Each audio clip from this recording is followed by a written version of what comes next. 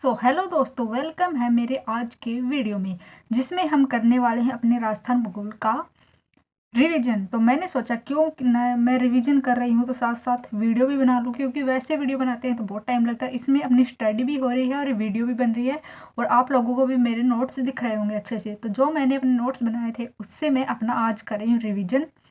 तो बिना बकवास के चलिए स्टार्ट करते हैं रिविजन को।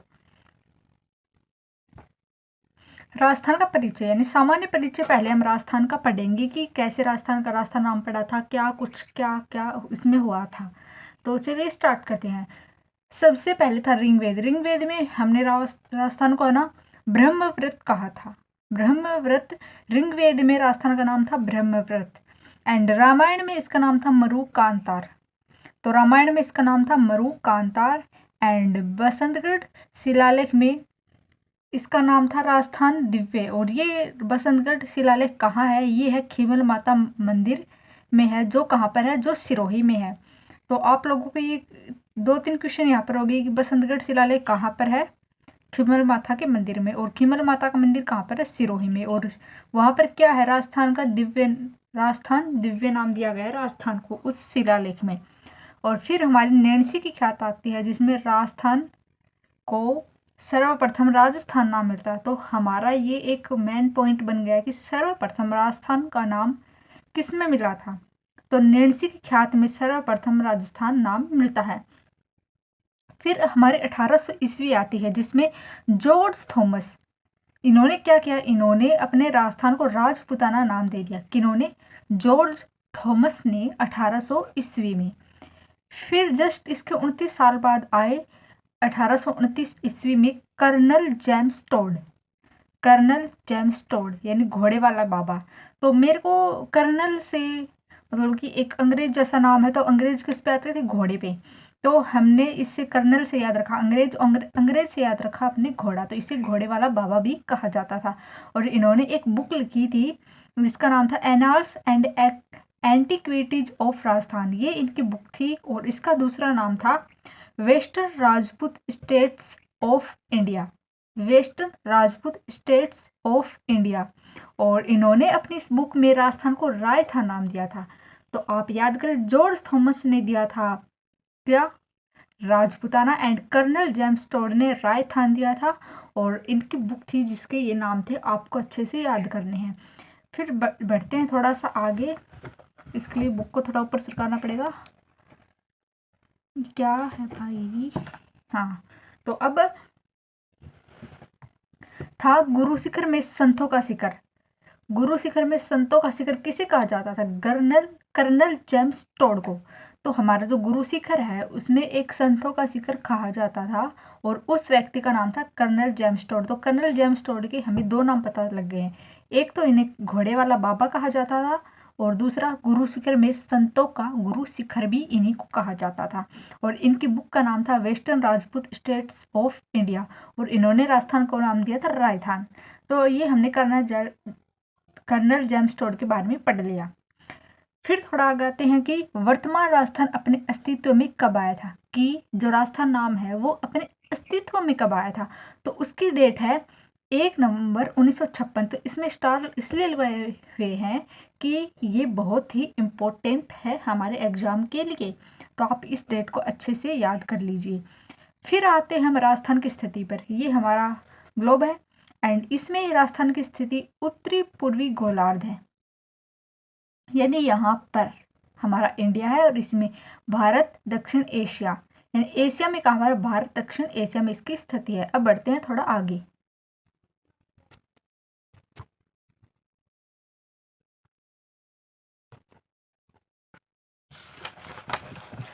सॉरी, मैं इस वीडियो बीच में रोक नहीं पा रही हूँ, पता नहीं कौन सी सिचुएशन में फ़ोन को डाल रखा है। तो चलिए अब आते हैं अपन, ये सेट हो गया अपनी बुक। तो राजस्थान भारत का सबसे बड़ा राज्य है क्षेत्रफल की दृष्टि से। तो भारत का सबसे बड़ा राज्य कौन सा है? राजस्थान। ये आप अपने मानचित्र में भी देख सकते हो, राजस्थान अलग ही दिख रहा है बड़ा सारा। और ये कब हुआ था? 2000 में हुआ था। 2000 में राजस्थान को भारत का सबसे बड़ा राज्य घोषित कर दिया गया था और इसका क्षेत्रफल है 3,42,239 वर्ग किलोमीटर। तो ये इसका क्षेत्रफल है और भारत के क्षेत्रफल का ये 10.41% है भारत के क्षेत्रफल का। और विश्व का क्षेत्रफल पूछे ना कि विश्व के क्षेत्रफल में राजस्थान का कितना भाग है, तो 0.25% है राजस्थान का भाग। तो अब राजस्थान की स्थिति देखें थोड़ा, तो राजस्थान ब्रिटेन से दुगना है, जो ब्रिटेन है उसका दुगना अपना राजस्थान है।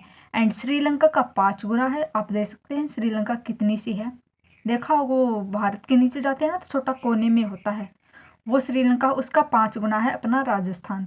और इजराइल का 17 गुना, वाह 17 गुना कितना बड़ा है। और अब किन किन के बराबर है अपना राजस्थान, तो Japan, Germany, Norway, Poland, Congo और रिपब्लिक इन सब के बराबर है अपना राजस्थान। अब आते हैं हम आकृति पर कि राजस्थान की आकृति कैसी है। तो इसमें होता है कि विषम कोणीय चतुर्भुज यानी पतंगा आकार। अब आने वाली है जनवरी, वो अपनी मकर संक्रांति मुझे याद नहीं है, जनवरी में ही आती है फरवरी में आती है यार, भूल गए, जनवरी में आती है 14 जनवरी को शायद। अरे छोड़ो, त्योहार व्योहार सब भूले हुए हैं। तो जो पतंगाकार आकार का है अपना राजस्थान, आपने देखा होगा थोड़ा इसी प्रकार का अपना राजस्थान। तो ये TH हैंडले ने इसे RHOMBU रोम्बू कहा। तो TH हैंडले ने इसे रोम्बू कहा था और इसकी पतंगाकार आकृति होती है विषम कोणीय चतुर्भुज। तो अब राजस्थान का जो मध्यवर्ती जिला है यानी जिसके मिड में आता है राजस्थान की, यहाँ पर वो कौन सा है, नागौर। और इसमें गांव कौन सा, लामपोलाई एक गांव है। और राजस्थान का हृदय यानी राजस्थान का हार्ट किसे कहते हैं, हम अजमेर को कहते हैं, अजमेर में शायद एक दरगाह है। सो अब बढ़ते हैं थोड़ा आगे। अब हम पढ़ेंगे राजस्थान के कोने, चारों कोनों पर क्या क्या है राजस्थान के, वो हम ट्रिक से याद करेंगे। तो राजस्थान के ऊपरी कोने में कौन है, श्री गंगानगर। तो कोने से ऊपर का कोना तो श्री गंगानगर, और श्री गंगानगर में कौन सा गांव है, तो कोने में कोणा गांव।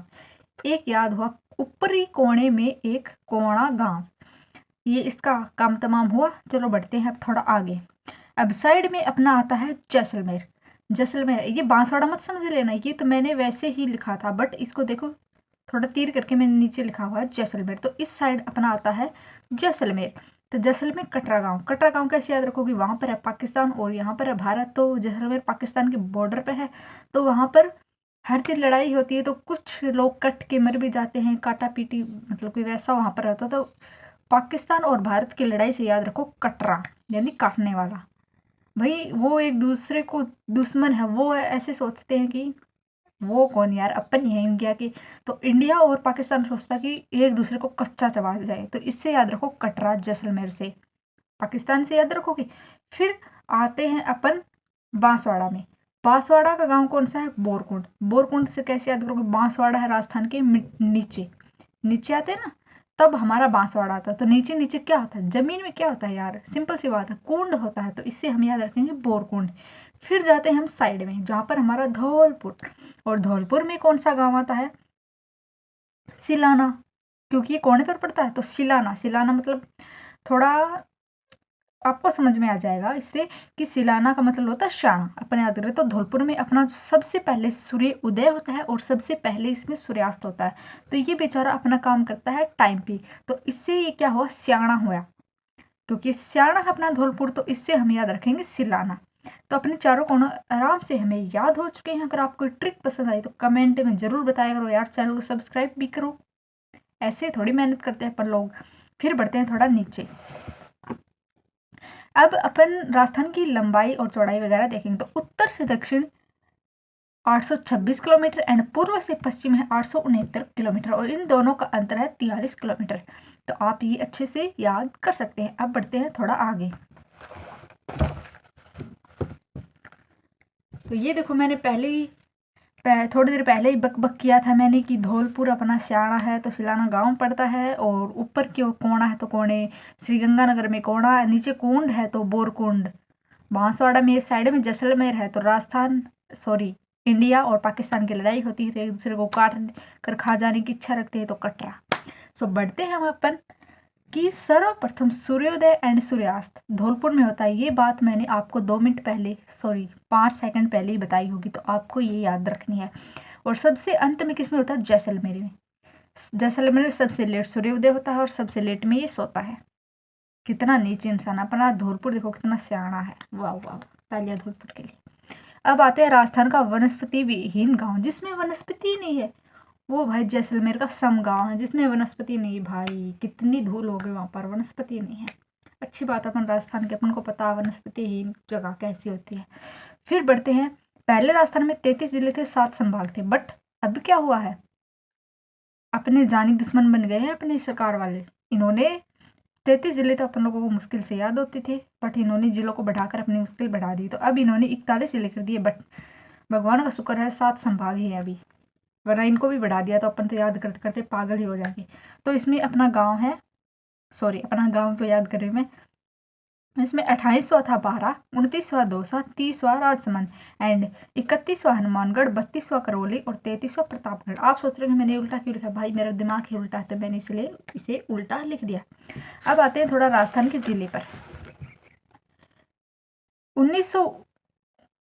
1949 में राजस्थान गठन के समय राजस्थान में जिलों की संख्या 25 संभागों की संख्या 25 संभागों सॉरी मैंने क्या पढ़ रही हूँ यार। 1949 में राजस्थान के गठन के समय राजस्थान में जिलों की संख्या थी 25 और संभाग थे 5, जो वर्तमान में बढ़कर 41 जिले एंड 7 संभाग हो गए हैं, जो अपनी बहुत ही बड़ी मुसीबत हो चुके हैं। भाई याद नहीं होते इतने नाम, बड़ी मुश्किल लगती है याद करने में। तो यहाँ तक हमने पढ़ा। तो दोस्तों ये जो राम लुभाया समिति है ना, इसका वीडियो मैं कल डालूंगी, कल जब रिवीजन करूंगी। आज के लिए मैं इतना ही कर रही हूँ कि मुझे आ गया कुछ काम। तो अगर आपको ये वीडियो अच्छी लगी तो आप कमेंट में करके बताएं कि मैं अपनी रिवीजन की वीडियो यूट्यूब पर डालूँ या फिर नहीं डालूँ। ये मैंने आपको एक बार बताने के लिए बनाई है। अगर आपको मेरा रिवीजन का वीडियो अच्छा लगा तो कमेंट में ज़रूर बताइए, और आप चैनल पर नए हैं तो चैनल को सब्सक्राइब कीजिए। अगर आप ये बोलेंगे कि आप डेली रिवीजन की वीडियो डाल दो तो मैं वीडियो डालूंगी, वरना मैं नहीं डालने वाली। सो बाय बाय दोस्तों, मिलते हैं कल राम लुभाया समिति के साथ। देखते हैं समिति ने क्या गुणगान किया था। तब तक के लिए बाय बाय, टाटा, और अपनी स्टडी को जारी रखिए एक नए जोश के साथ। सिलेक्शन होना या ना होना वो तो भगवान जाने, पता नहीं कितने एग्जाम में हमने हार मानी है, फिर भी कोशिश कर रहे हैं, क्या पता हो या ना हो, ये तो भविष्य की बात है। पर अपनी स्टडी पर फोकस करो। तब तक के लिए टाटा बाय बाय।